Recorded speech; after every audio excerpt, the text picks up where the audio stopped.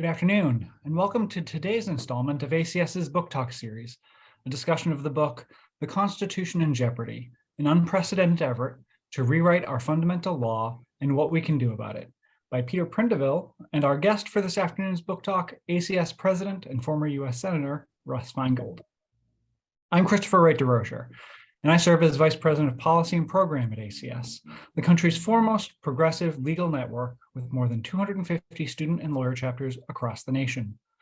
Through our diverse nationwide network of progressive lawyers, law students, judges, scholars, advocates, and many others, ACS's mission is to support and advocate for laws and legal systems that strengthen our democratic legitimacy, uphold the rule of law, and redress the founding failures of our Constitution and the enduring inequalities of our laws.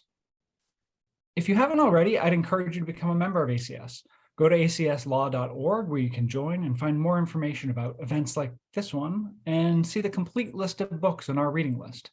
I'd also encourage you to follow ACS on social media. Some quick housekeeping notes before we begin. This afternoon's discussion is being recorded, and the recording will be available on ACS's website after today's program concludes.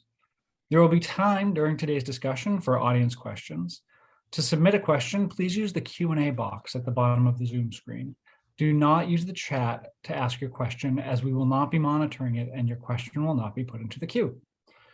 So now it's my pleasure to introduce and welcome our host for today's book talk, Wilfred Codrington III, Associate Professor of Law at Brooklyn Law School and co-author of The People's Constitution, 200 Years, 27 Amendments, and the Promise of a More Perfect Union.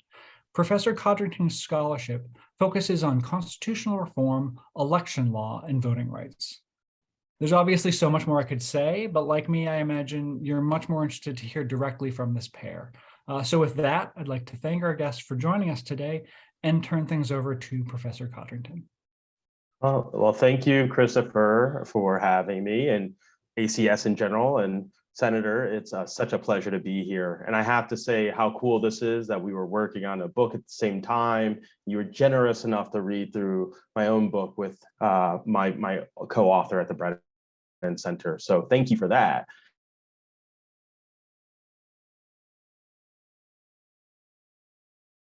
Rich with information, a lot of things that I've been.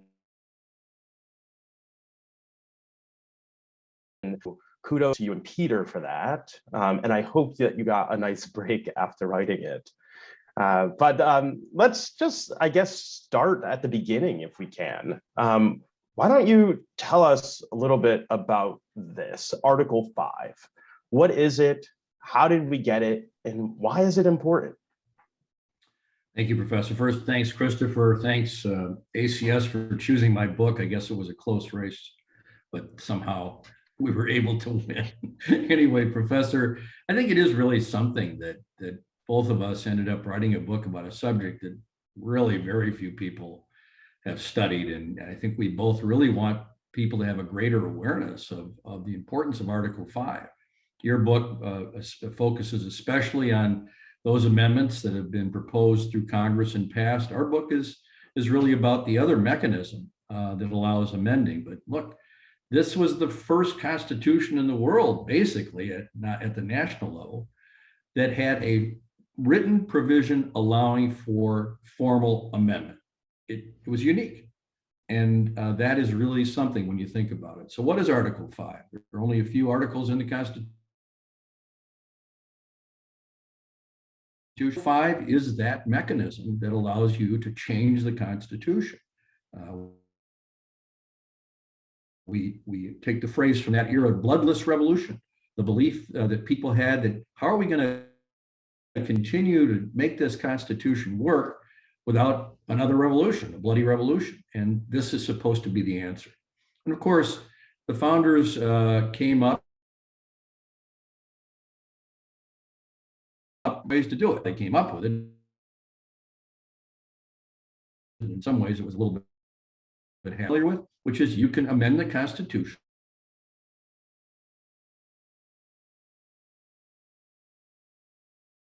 under Article 5 if 2/3 and decide to send it to the states for ratification, either through a legislative vote. Another mechanism, which has never been successfully implemented, is in there as well, though.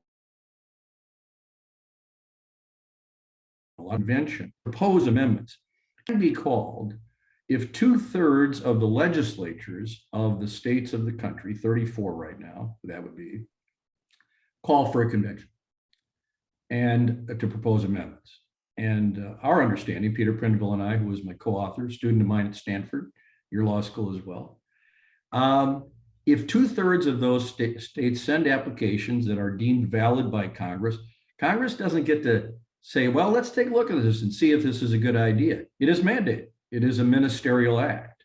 It is, you have to call a convention. But that's about as far as the answers go in terms of how it should work, what it should do. And that's one of the reasons we wrote this book, because nobody had ever really examined really carefully in a book length form the origins of this, what's happened with it, why it hasn't ever happened, why it's come close to happening, and frankly, why there's a great danger at this point that the far right in this country may manipulate that provision in a way that could gut our Constitution as opposed to improving it, which presumably was the idea behind Article 5. So that's essentially where it came from. Right. Well, and so I want to pick up on that in a second, but one thing that you mentioned was that there was a backstory to this, right? And I have to admit, I like a little bit of gossip. And there was some feuding, I guess, between some key players. Everybody's familiar with Alexander Hamilton because of the musical. And then there was also Mason, right, from Virginia. Can you talk about the sort of back and forth between that and how Article 5 came about in that debate? Yeah, that's actually, for some reasons, one of my favorite parts of the book, because, you know, we don't know very much about really what happened at the Constitutional Convention, because we have to rely almost entirely on James Madison's notes, which were, some of them, they were mostly contemporaneous, but we're not sure. Some of them may have been later. But this is how it appears that this thing happened. As you know better than I do, the convention kicked off in the spring or late spring with the Virginia Plan was introduced. And the Virginia Plan was an overall proposal for what the Constitution should be to replace the Articles of Confederation. One of the items in there was the initial proposal that there should be the ability to have a convention to amend the Constitution, but that the national legislature shall have no role in it. In other words, there wouldn't have been any congressional amendments under that plan.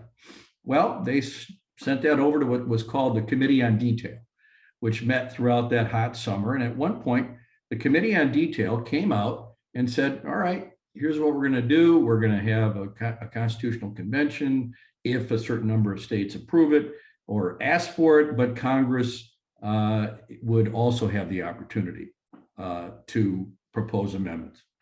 So that comes out, and somebody you just mentioned said, no, wait a minute, we can't do this. His name was Alexander Hamilton.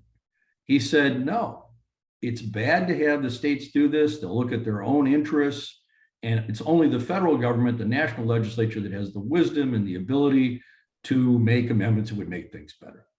And as you know, probably as well as I do, he got a 9-to-1 vote in favor of that. So it looks like it was not going to be a state convention mechanism.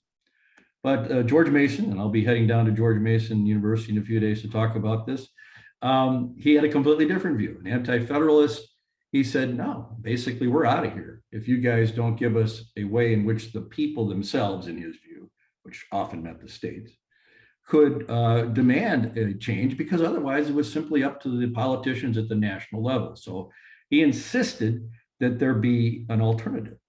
And so basically in the last few days, they said, all right, we're gonna have it both ways. It can be done by national congressional proposal, or it can be done by a convention. And that's how it happened. And, you know, Peter and I, as we wrote this book, we realized, because Madison made this comment, is that they just kind of threw this in there with no idea about how it would work. How would the delegates be chosen? You know, can there be any limit on what the topics are? How does this thing work? And Madison complained that there are questions about form and quorum that have not been answered. And of course, they've never been answered because we've never actually had a convention called. Yeah, and I have to say, I love how you guys frame this tension in Article 5 between strengthening the government, the federal government, and sort of checking it from the states, and also that you note aptly that after all of that, Mason walked away and didn't even sign the Constitution. He wasn't a supporter. He was fighting actively against it. So really, really interesting backstory there. But and you just started to talk about the convention method. Maybe you can talk a little bit more about that. This convention method is one of the reasons why you call your book The Constitution in Jeopardy. So maybe highlight a little bit what we know about it, what we don't know about it, maybe some of the key players trying to use it now, and this idea of a runaway convention. Yeah, we talk of, you know how this works when you write a book. You've got your title and you think you're going to write about something, but then you realize, well, wait a minute. We believe that the Constitution was in jeopardy because of this far right convention of the states and other movement to call a convention under dubious circumstances.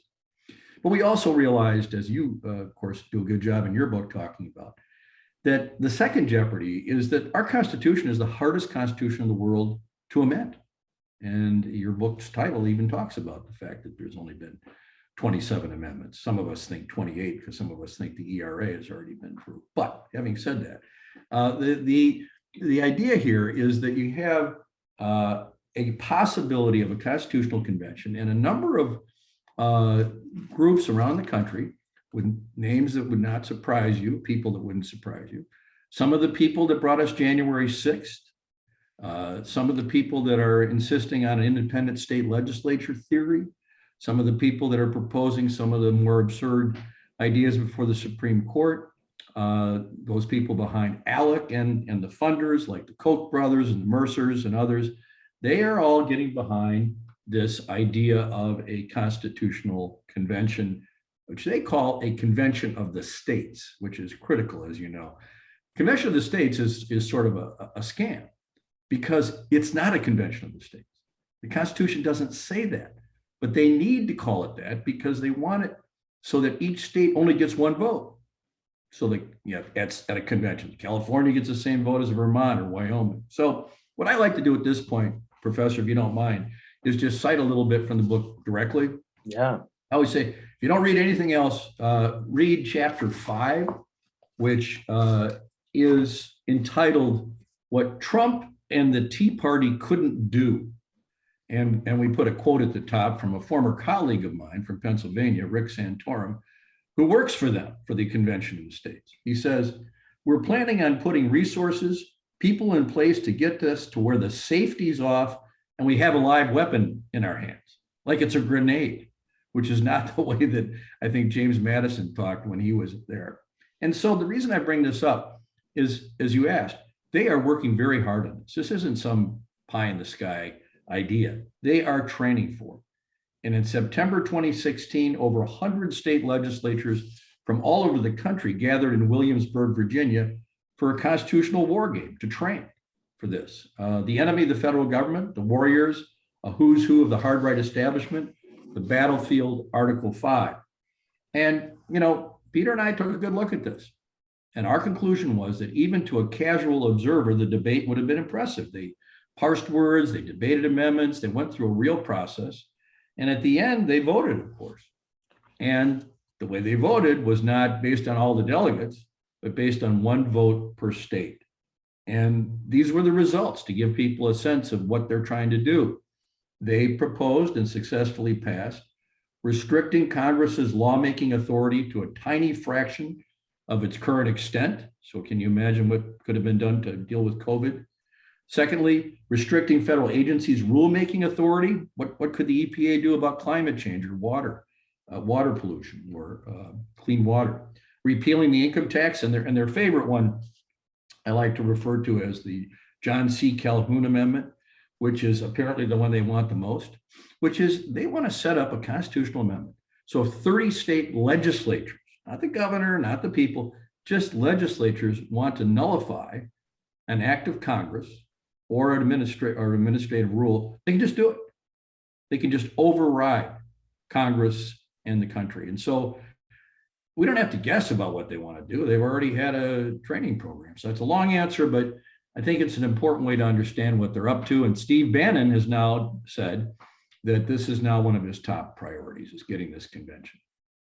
A top priority for Steve Bannon, a top priority for a number of retired conservative lawmakers, top priority for ALEC. It just seems like they are really using this, as you said, as a weapon to sort of, get whatever they want out of this. And it's clear that we see what these policies are. But what are progressives doing? There's a lot of discussion here about the conservative side using this, and it seems to me that there's very little discussion about progressives talking about amendment in general, and not much in terms of conventions or anything. What is going on there?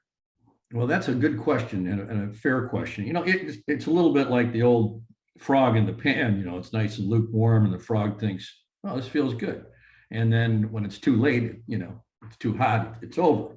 Kind of like what happened with the progressives and the left with regard to the rights dismantling of the Supreme Court over 40 years. Kind of hard to believe that certain things would be done as were done in the past year. And so one of the reasons we wrote the book was we needed to alert people. Some people thought we should just be quiet about it, but we thought, no, that's too dangerous. We've got to be open and talk about it and realize that progressives have to be alert to this. That's on the defensive side. Now, there are progressives, serious, very well-respected ones, people like Professor Levinson at the University of Texas, Lawrence Lessig at Harvard, and others who think that there ought to be a convention called. Their goal is to have a progressive convention where the Constitution could be amended. And there are groups that have advocated for a constitutional amendment, not necessarily through a convention, but it could be, to overturn Citizens United, which, as you can imagine, I would like, because I was part of the Feingold, part of McCain-Feingold. I'd like to see that considered, but that's called Wolfpack. And so there are applications being put in places like Oregon and more liberal states, Massachusetts, to do something like that. But it's really quite tiny compared to the number of states that have acted on applications that would be dominated by far-right legislators. And of course, that's the problem with this, is that because it's based on an original idea, well, we didn't know there were going to be 50 states, and the overwhelming number of them would be smaller rural states. The applications are far more likely to be mounting from small, very conservative states. And the idea of somehow getting applications for a constitutional convention that would have good representation from progressives is very unlikely. And that's the danger of this. But I would say there is somewhat increased activity in the last year or two on the left on this. There was kind of a trough for a while, but the distance between the two is enormous right now. Right. And one thing you just mentioned was, these applications, right? And that's obviously related to convention approach. The Constitution says that the state legislators can submit these applications. If 2/3 of them do so, Congress must call a convention. How many applications are currently with Congress right now? There must be a number pending. Well, that's one of the hardest questions to answer, and it is basically chaos. For many, many decades, Congress didn't really even keep track of it. And, I got to say, the contract with America, or not the contract with America people, the Tea Party people actually came in and started saying, well, we need to keep track of this. And so they've instituted some websites and ways to keep track of it. And the problem is it depends on how you're counting them. I mean, if you're just counting ones that ask for a balanced budget amendment, that's one thing. If you're asking for ones that are just term limit ones, that's another thing. If you're counting the ones that the Convention of the States people have passed, I think they say they have about 17 or 18 states. But the argument that these folks are using, John Eastman, one of the leading people behind this, and former governor of Wisconsin, Scott Walker, and Rick Santorum, they say, well, you can count any application that's ever been made, basically. In other words, anti-slavery applications from before the Civil War, applications that called for the direct election of senators, which of course was enacted many years ago, Lucky for me, I don't think I would have ever been chosen by a legislature. So what they say is, you can count any combination you want. And last fall, one of the Republican representatives from Texas, Arrington, introduced a resolution saying there's already enough. And Congress is overdue. But we believe this is fuzzy math. We believe that is not logical or appropriate to count ones that are all over the map like this, that are archaic. And yet, who would resolve this? Would the Supreme Court get into this thicket, political thicket? That's very questionable, probably not. And so that is where we're at, is that it's possible. Of course, if the Republicans had taken over the Senate, it would be a more immediate possibility. But there is a chance that this House will say, there's enough, even though we think, Peter and I think that that is a bogus claim based on the way they're counting. I would say if you're picking just this Convention of the States thing, they even admit that they're only at about 17 or 18, but they got a lot more going. And they are closing in on a number of other places. And again, the number that would be needed would be 34. Right. And you just mentioned the Supreme Court. And I guess I have to take a little issue with that. What would the Supreme Court do? I mean, this Supreme Court, I wouldn't put much past them. But what has the Supreme Court said about these applications and amendment in general? Well, they said very little. Of course, there's never been a constitutional convention, so they've never had to actually rule on this thing. So on that aspect of it. On amendment in general, they're very deferential to Congress. I mean, one of the issues that came up once, and I think this is more obiter dictum, but they did suggest that somehow Congress could put a time limit when it proposes an amendment. I'm not at all sure. I happen to think that's not correct under the Constitution, but there's been very little constitutional doctrine on this. And if it comes to this, to the question of whether there are enough proper applications, I think this court, maybe any court, but I'm pretty sure this court would say that's up to Congress. We don't get to get involved in this. It's a political question. And then we would be in a constitutional crisis, because how do we judge the validity? And one of my concerns is that the reason people like Steve Bannon love this thing is they want a constitutional crisis. They want this dissolution of our system. So this is actually a real fault line in the Constitution where I'm not sure there's any remedy. If somehow both houses of Congress say, yep, there's enough here, who resolves it? And so I'm going to ask another question before I get to a couple listener questions, but maybe you can talk about past instances in which we came close to a convention, where we came close to having 34 valid applications on the book, and not maybe these old ones or ones of various different, discussing various different ideas. Can you talk a little bit about that? Sure. Yeah, that's a fun part of the story. Well, of course, the first one was when it wasn't 34, it was far fewer. Right after the Constitution was proposed, the Anti-Federalists proposed and wanted that there be a new constitutional convention right then, that it be done to redo the Constitution. So there was an effort to try to make that happen during the ratification process. Of course, it didn't occur. There were efforts to try to resolve the issues relating to slavery and others prior to the Civil War that involved some states making applications, but it did not come terribly close. The first time, though, it became close was just at a time in American history, in the late 19th century, as we lay out in the book, when leading political scientists and Americans, people like Woodrow Wilson, the most famous political scientist of his time before he was president, said, Constitution's done, it'll never be amended. And so the interesting thing is, the next group of amendments, as you know, as you wrote about very brilliantly, were progressive amendments. And Woodrow Wilson was president when they came through. The direct election of senators, women's right to vote, the overturning of the ban on the income tax by the Supreme Court, and yes, prohibition. So you might say, well, those were congressional. Well, actually, in a couple of cases, it was getting so close that a convention was going to be called to call for the direct election of senators that finally the US Senate relented and said, all right, we'll have the direct election of senators, because they were terrified of the possibility that there would be a convention, an open-ended convention that would change everything else. So that was very close. The other times that were close were the 1960s, after the decisions in Baker versus Carr, Reynolds versus Sims. having to do with reapportionment. A number of the rural states and even states like Illinois were very upset that the Supreme Court had said, you've got to make these state senates reflect the population in your state. And Everett Dirksen, the distinguished senator from Illinois who helped pass civil rights legislation, he became the leader of this thing. And he tried first to get it through Congress, through a constitutional amendment through the congressional route. But that didn't work, so he tried the Constitutional Convention route. And he came within one state, but suddenly died. And this one state that voted against it, that they thought would vote for it, was Wisconsin, that actually used to do the right thing on these subjects. The third time and the last time that it came close was when I was in the Senate, or just before. It was after Howard Jarvis and the Proposition 13 in California, the idea of a balanced budget amendment. And there was a very strong effort across the country to pass a balanced budget amendment through a constitutional convention.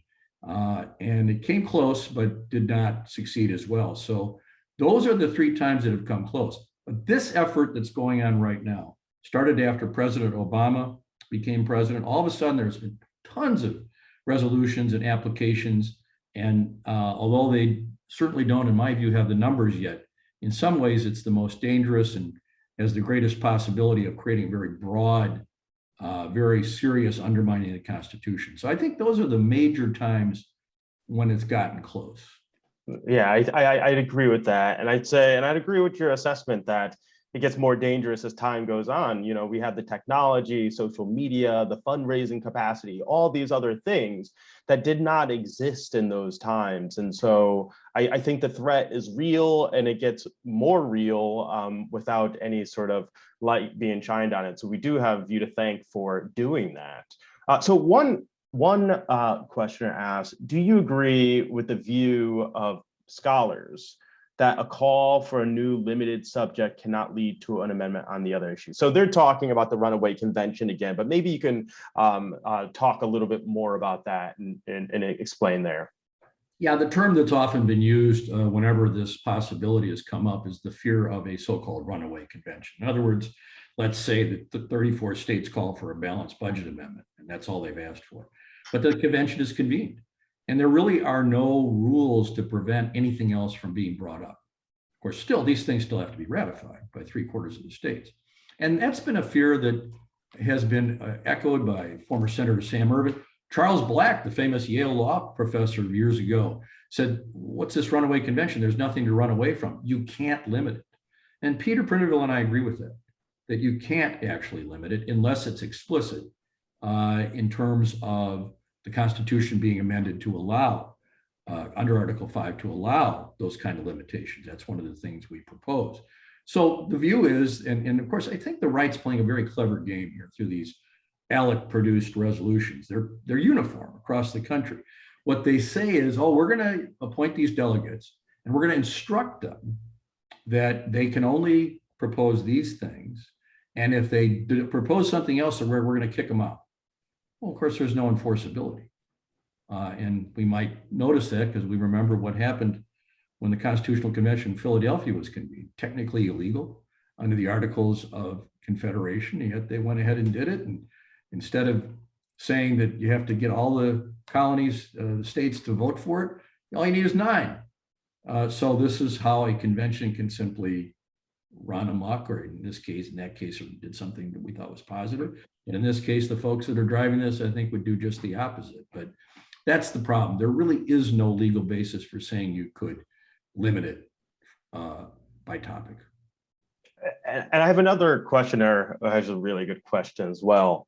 Something that's always top of mind for me is, what about states that feel like they did a disservice by putting these applications forth? What can they do? Can they actually rescind or revoke their earlier applications? That's what we conclude, is that states can and have rescinded applications. As Illinois, which used to be a conservative state compared to Wisconsin, started realizing a few years ago that they had all these resolutions from before the Civil War, they rescinded them en masse recently. There's a bill in New York that would do the same. And we believe that these rescissions are valid because from a legal point of view, it's not a completed act. If one legislature in a state says, wait a minute, we don't like what they did last year, we don't have to be bound by this. Now, somebody might say, well, what about ratification? I think that's the opposite, Professor. That once you have ratified an amendment, that's binding, because otherwise we would have absolutely no certainty about what's in the Constitution and what isn't. And so there's a contrast there between rescinding a ratification versus rescinding an application. And that's how we come down, and we believe that those rescissions are valid. And there's quite a movement now by more left-leaning states to do exactly what you said, is to, let's rescind these so they can't get too close, relying on old applications. Yeah, and I appreciate that distinction between the sort of proposal phase or application phase and the ratification. Congress can put forth proposals all the time, and the next Congress, they're going to be no good unless they repropose, right? And so those just don't sit out there. They can undo what the previous Congress did in the same way. I guess that's the proper comparison. Whereas ratification, it's already in effect right now, right? You've completed or consummated that deal. Although once a bill amendment is sent out to the states for ratification, as right. You know, from the 27th Amendment, it appears to be immortal.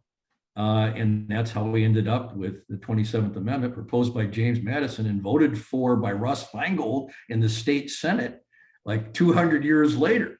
And there's some controversy about that. But some people, Professor Sai Prakash, Virginia, thinks that there's a staleness doctrine, that there should be a point where it's no longer valid just because it's become stale. But that's not the way the 27th Amendment is regarded, which has to do with congressional pay, a pretty arcane subject, but it is one of those 27 amendments you wrote about. That's right. And so just in general, another way that you talk about Jeopardy, the Constitution being Jeopardy. So there's a one side where you say the threat of the Constitutional Convention. The other you talk about, and I'm going to summarize it here, paraphrase your words, you say stagnation and calcification, right? Can you talk a little bit about that? What is the threat there? And what are you and ACS maybe doing about that part? Well, this is the critical thing here. The idea that somehow this Constitution, which was terribly flawed as it was, in fact, the ACS's 20th anniversary theme was the founding failures of the Constitution, the recognition that the people in the room did not represent even America then, and certainly not now. No African Americans, no women, no Native Americans. It was a grossly unrepresentative group of people. And then, of course, it created a racial legacy that has lived and shown itself in the law for 200 years to great detriment. And so the Constitution is in a position where it needs to be changed. Many people, most progressives would think, for example, we got to get rid of the Electoral College, which probably requires a constitutional amendment. There are those trying to do a workaround through a national popular vote initiative that I've helped with some, but most people think would probably take constitutional amendment. I happen to think, and many progressives think, there ought to be a right to vote in the Constitution. Maybe there isn't one. Maybe that would help us. I like to joke around and say the founders were not good at all about climate change. They were very weak on that. There's nothing in our Constitution, unlike all the modern Constitutions, that has to do with the environment, or the right to a clean environment and protecting the planet. So how do we deal with the fact that we have the hardest Constitution in the world to amend? And this is where Peter and I proposed, and we certainly were not, somebody else should write a book about this whole subject of what we should do. And there's a lot of active conversation. But we concluded that we have to amend Article 5 to change the way that amendments are done.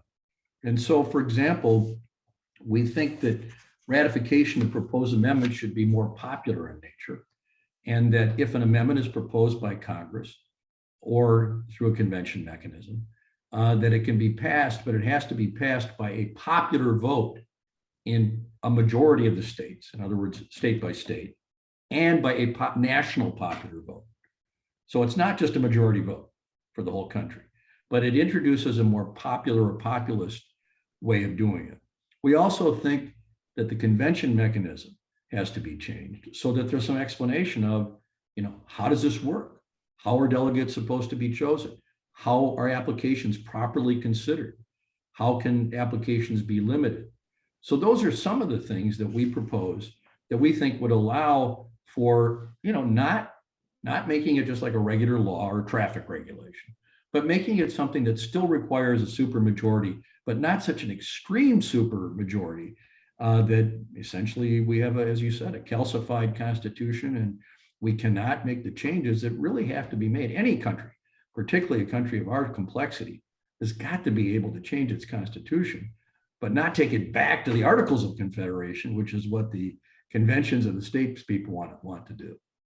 Yeah, I think that's very important. There's a lot of scholarship out there about different ways why we might amend the amending provision, comparing to what states do.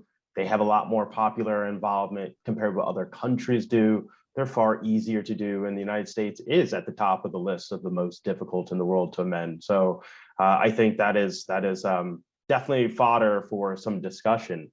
Another point I'd love to talk about is there's a scholar, Richard Albert, and he talks about this potential for constitutional desuetude. And he suggests that there's a possibility, maybe, that parts of the Constitution, if they go into a state of extreme disuse, they might become irrelevant, they might be sapped of their authority. And you kind of raise a similar concept, but it sounds like you have a different conclusion. You talk about the archaics. Maybe you can speak a bit about that. Is there a real threat here with the archaics, and particularly with Article 5? Or should we be skeptical of this idea? Yeah, I'll tell you, when I was an undergraduate, I started thinking about, for example, the attitude that a lot of progressives and liberals had about the Second Amendment, the right to bear arms. And I wrote it 50 years ago. And it was essentially saying, look, it says this thing here about a right to bear arms. I think people should be aware that this could be weaponized. And in fact, it was. And constitutional scholars completely dismissed the Second Amendment for decades. That's why I call it, in fact, in my thing I wrote as an undergraduate, I called it an archaic, that people regarded it as archaic. And when Lawrence Tribe, who was the guy when I was at Harvard Law School, when he wrote about it years ago, he basically devoted like a sentence to it and dismissed it. And then after about 10 years, he had to change it and do about 10 pages relating to it. And so I think there's this tendency of progressives and insiders and media people and others to look at something and go, well, that'll never happen. And I had that experience in trying to get people to look seriously at the fear of the Constitutional Convention. For example, trying to talk to some people at New York Times, they go, what are you worrying about?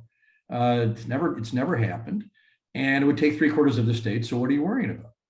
But in my view, that's a tendency to discount. It's just like we were talking earlier, the belief that progressives thought the Supreme Court would never do some of the things they did, like Dobbs. And so there is this problem of regarding things as archaic. And here's the problem, particularly with Article 5. Article 5 is supposed to be we, the people, choosing to amend the Constitution. But it's essentially a dead letter now. We haven't had a constitutional amendment for 50 years, and that was the one that this kid from Texas figured out he could get ratified. So it's almost impossible to do. And so one of the dangers is people are saying, well, people don't amend the Constitution. It's up to the Supreme Court. And so we go on for quite a few pages talking about the fascination and deference to a Supreme Court that was never supposed to be more important or decisive with regard to the Constitution than the people themselves. And Larry Kramer, the former dean of Stanford Law School, where I taught and where you went to law school, wrote a book called The People Themselves. And yet what we have now is this obsession with who are the justices, what do they eat for lunch, what do they believe? And now, of course, the right successfully figured out if you can capture those seats, in my view and ACS's view, by cheating, by not playing fair. When two justices died, they played a very dirty pool, and they stole the Supreme Court because they knew that there is no other way to really deal with the fact that a very political biased Supreme Court can make the law for decades to come. And to me, that is treating Article 5 as archaic is part of the mistake. It should be part of our national effort, discussion, and part of being a citizen in this country should be actively interested in fixing the amending mechanism and using it when appropriate. Yeah, and Professor Kramer, Dean Kramer's book is fascinating, talked about how we sort of lost that active engagement in constitutional governance that we used to have. And I think it is, you're right here about Article 5, right? We have this one provision of the Constitution, which is the provision that can sort of override anything the Supreme Court said. That is supposed to be the last word on what the Constitution said. And here it is becoming dead leather. Which raises another point. I mean, this is this sort of idea of this informal amendment, right? So we have the Supreme Court, whatever they rule on the Constitution, we know from Marbury versus Madison, we know for Cooper versus Aaron, that is what the Constitution is to mean. And so they have this last word on the law. And then there's these other ways that scholars have written about that the Constitution also changes. Maybe you could talk about that a little bit and why they're also insufficient, or why the Article 5 is superior. As you well know, for many decades, people have been positing that, well, if certain things keep being upheld by the Supreme Court, and if certain even super statutes, one of the leading professors at Yale has written about super statutes, that they become so embedded in the law that they can't be removed, and that they're basically like, in effect, a constitutional amendment. Well, anyone who still believes that after last year, I got, what were you thinking? Of course it can be undone. Of course Congress can repeal such statutes, but also the Supreme Court is willing to undermine some of the most basic protections that have existed. And so I'm afraid it was a fantasy generated by a faith that somehow the Warren Court would be kind of the way things would go, and progressives talking themselves into believing that certain aspects of the law had become so embedded that nobody would ever mess with them. That's the opposite of what's going on. The right is working hard to undo every assumption, including this idea of an independent state legislature where they can decide who won a presidential election. And so that, I know that was important scholarship, but I think there have to be people that are chagrined now when they realize that did not contemplate the possibility of the rise of the far right as it has risen. And so the answer can't just be statutes or even super statutes. The answer has to be constitutional amendments that have a popular element to them, not each state voting for constitutional amendments by one state, one vote. So yes, this is we're really paying the price of convincing ourselves that we were safe on some of these issues. I don't think they were. And frankly, I didn't see a lot of it coming either. I'll be candid with you. This is something that after I left the Senate, I started watching this and teaching about it. And finally, Peter Prindiville said to me after he was my TA, he said, you have to write a book about this. And I said, but I just took the job as president of ACS. You got to do it with me. So we did it together because we felt like, as you did, that there wasn't enough attention to Article 5 to recognize both its positive potential, but also its dangers.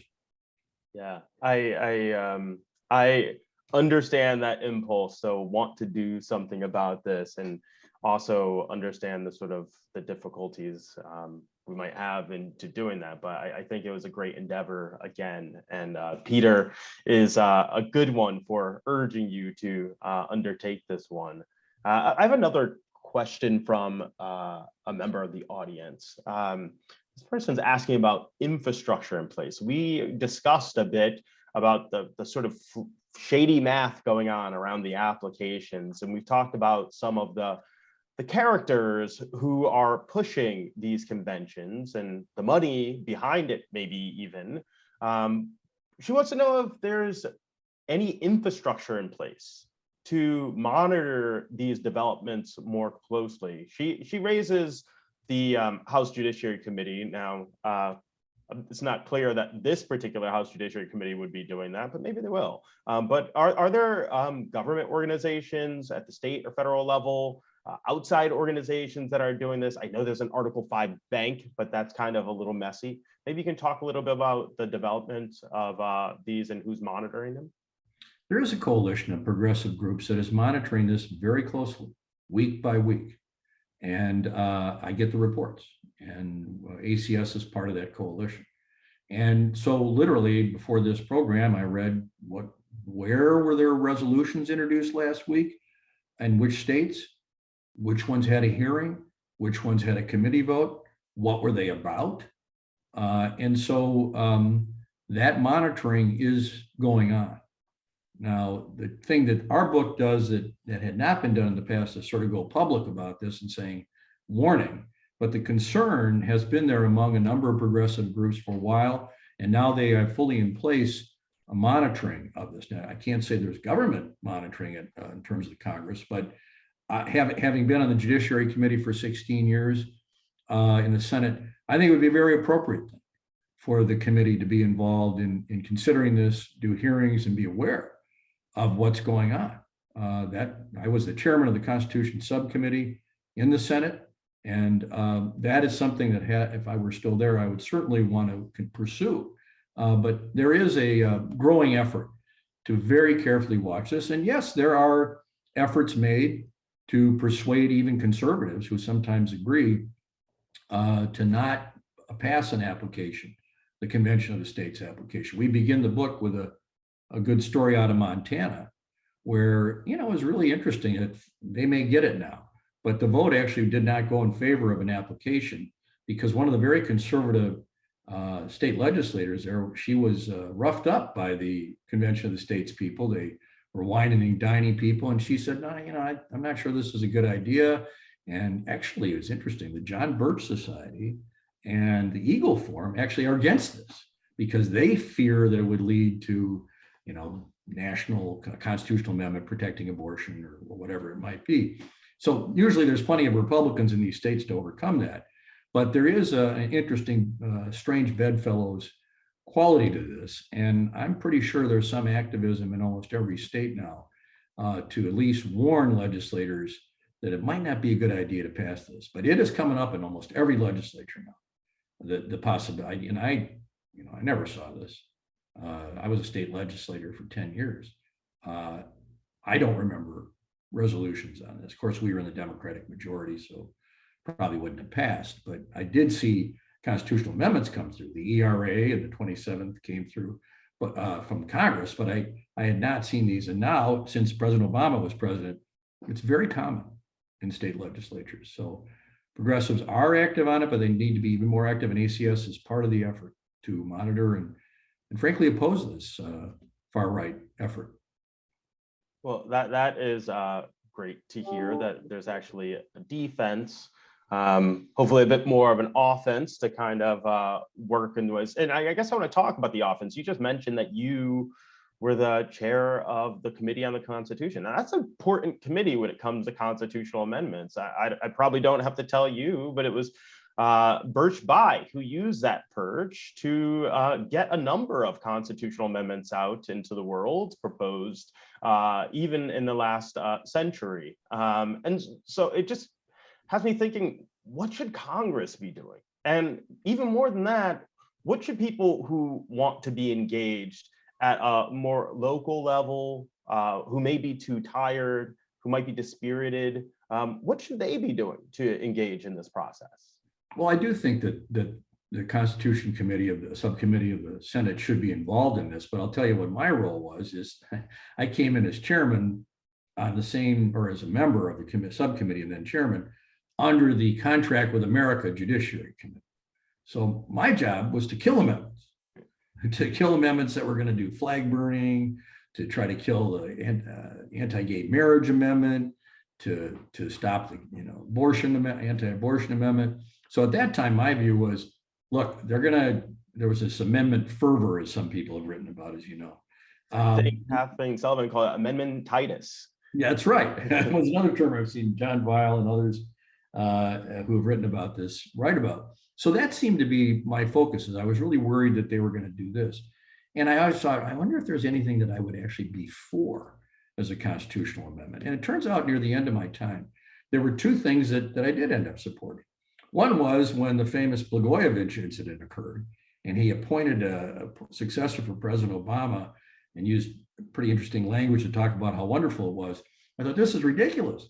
The 17th Amendment doesn't really mean that the governor should be able to appoint somebody for 5 years. And so I proposed making it only, through an election, as we have in Wisconsin. You can't, the governor doesn't have the power to replace senators. Didn't get it through. But the other one that was more bipartisan was John Cornyn of Texas. Said, we don't really have a plan for something like 9/11. I'm sitting in my apartment here across the street from where we believe the Capitol was about to be attacked. It is possible that the Congress would be wiped out. And there is no mechanism for really for replacing the House at all. The House does not allow any appointments. So he persuaded me and others that we should have a calamity sort of amendment like that. So those are things that, maybe could get bipartisan support again. I don't know what the mood is. It's very difficult, but certain things like good government, things like that could. Now, in terms of the public, look, I think the public should be demanding getting rid of the Electoral College, proposing a right to vote. But as I said, it's going to be awfully hard to get that without changing Article 5 itself. So maybe what people should say is, let's change the way that amendments are done. Maybe some Republicans would go for that. I don't want to be naive, but it's possible that they would agree to a constitutional amendment that would be content neutral, but would be about changing the mechanism. But I don't want to sound too Pollyanna-ish. I know that isn't extremely likely. But people should advocate for constitutional change that is based on popular will, not the will of gerrymandered state legislatures. I agree with that wholeheartedly.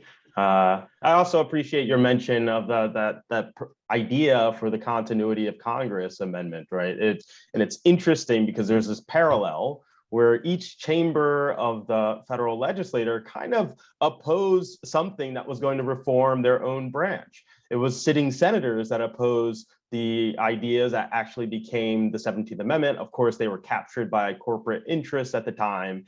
And it's the House that has opposed the continuity of Congress from the House side to ensure that they could be replaced if there was a catastrophe, right? And then they say because they want the people to always have input on this, but it takes some time to actually hold the elections to replace them once they are vacant. So that's a little interesting parallel there. Politicians don't like thinking about being replaced. that is a constant, I can guarantee you. Well, I'll say you were irreplaceable, and unfortunately, you're not in that position anymore. Can I maybe a little popcorn, something a little bit more light? Your favorite amendment? What was it? My favorite amendment? Well, of course, the 17th Amendment, because that's the one that allowed me to run for the Senate. But of course, there are more important things to think about. I really find that the Fourth Amendment and all the jurisprudence that has to do with search and seizure and the way in which it's being applied now to figure out how do you apply that to cell phones and privacy, I find that to be just a fascinating discussion. And the court hasn't been all bad on that one, where they're actually trying to figure out what is really a realm of privacy in the modern context. It is clearly not just your living room. And so I've always found that to be. The other one, of course, I have always felt strongly about is the Eighth Amendment. I have opposed the death penalty my whole life. And what I like to say is, look, the framers could have said, these are the things that are wrong, that are cruel and unusual punishment, and left it at that. But that's not what they did. They said, there shall be no cruel and unusual punishment, which I believe was an invitation for the people of each generation to apply their understanding based on current culture of what is cruel and unusual punishment. And so what I love to say is, our friends on the right say, well, we should go with the originalists, original intent. I don't think the framers were originalists. No. I think they were saying, hey, we know we don't know everything. And we think that future generations will want to think about what is cruel and unusual punishment. What is unreasonable search and seizure? Those are open invitations to interpret for future generations, which is what I think George Washington particularly believed in. When he said after the Constitution was written, he said, I support this because it has an amending mechanism, because we certainly will not have more wisdom than future generations. So I like thinking about those two sort of broader phrases that are in the Bill of Rights. Right. And talking about the amendment process and the difficulty in the original Constitution, I guess it's interesting to me that there were two issues that were put into Article 5 that were not really about the amendment process themselves, but to insulate them a bit from amendment. And one is the Senate, right? And it's not technically unamendable, but you have to get some permission from the states themselves if you're to reduce their representation in the federal legislature. And the other had to do with slavery. And obviously we have the 13th Amendment, so those provisions are null and void. But what can I just ask, by putting these two issues in the amendment provision themselves, what do you think the framers were doing there? What was the intention? What's the message?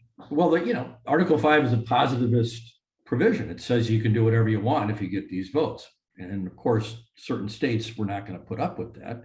And both of the ones you mentioned had to do with protecting slavery more than anything else. The first piece has to do with fugitive slave law. Now that expired in 1808. So those were gone, but they were put in there to make sure that nobody could amend it. The second was equal representation in the Senate, also had to do with the fear of certain states that somehow they would get 3/4 of the states to say, no. We're going to have the Senate based on population or something like that. And so that was done, and it's unamendable. And some scholars think there's a way around it. Akil Amar and others say you could create another Senate, call it the Schmenet, take away all the power from the Senate. But it's unamendable. My favorite thing to kick off my course on the US Senate that I taught at Stanford and other schools, Marquette, is to go to the class and say, what's the one thing you think you can't change in the Constitution? Oh, the president. No, you can get rid of the president. You can get rid of the Supreme Court. You can do anything except change equal representation in the Senate, which is amazing. And so it might be another reason why people might want to think about amending Article 5. And of course, some people might argue that you can't do that. But if you get rid of the whole article or amend the whole article, maybe. But that's a tricky one. But that's a crazy fact about our history. Well, let me say, if you sign up and run for the Schmenet, I am going to be right there working on your campaign. I will knock on doors. I'd love to see Schmedeter, Russ Feingold. And I was just going to ask one final question, because I see our time is getting short. It was a large period between amendments, right? Between the Bill of Rights and the ones we got around Reconstruction, that was 60 years. Between that and progressive period, we had another 5 decades. Between that and the Civil Rights era, we had another clump around another 5 decades or so. And now we're here, some 50 years later in this period, this dry spell, and nothing. What happens if we don't follow that cycle? What happens if people don't take up this call that you're making, this call that I'm making, this call that some others are now starting to make to amend this Constitution? What's the threat there? I don't think our government can really succeed if it can't adapt, and if it doesn't have the ability to have amendments to the Constitution. And yeah, I mean, look, we know that the first big rash of amendments came in response to the Gilded Age, to the progressive movement and all the ferment that was going on of a few companies and individuals controlling not only the country, but trying to control the political process. And then it came very close to being reversed the other way as a resistance to the civil rights movement in terms of reapportionment. And that was a sort of a popular ferment on the right. And now what you have is a very extreme but very intense right-wing movement in this country that exists in many places. And so it is typically a moment like that. In fact, James Madison, as you said amendments should be reserved for great and extraordinary occasions. That isn't the same thing as Hamilton's idea that you should just use the amendments to repair. Madison was reflecting that at times there would be great ferment and that there would be great questions. And that's why we have to really be alert, because it can be for positive things, but it can also be for very dangerous things. But to remove the popular element of the Constitution, the we the people piece, Article 5 is not going to work, because ultimately the Constitution will simply not be an effective document anymore. Yeah, I can say amen to that. And I'll also say that there are a number of great questions that I couldn't get to, and I do encourage those people to get involved with ACS, reach out to ACS to kind of get this information. And of course, Senator, this has been such a great pleasure. Again, your book, this book by you and Peter Prindiville, The Constitution in Jeopardy, it is great, accessible, and it's available. So everybody should read it. And I thank you again for spending this time with me. I would like to, next time I get to interview you, and ask you your favorite amendment. Thank you so much, Professor. My pleasure. Have a great one.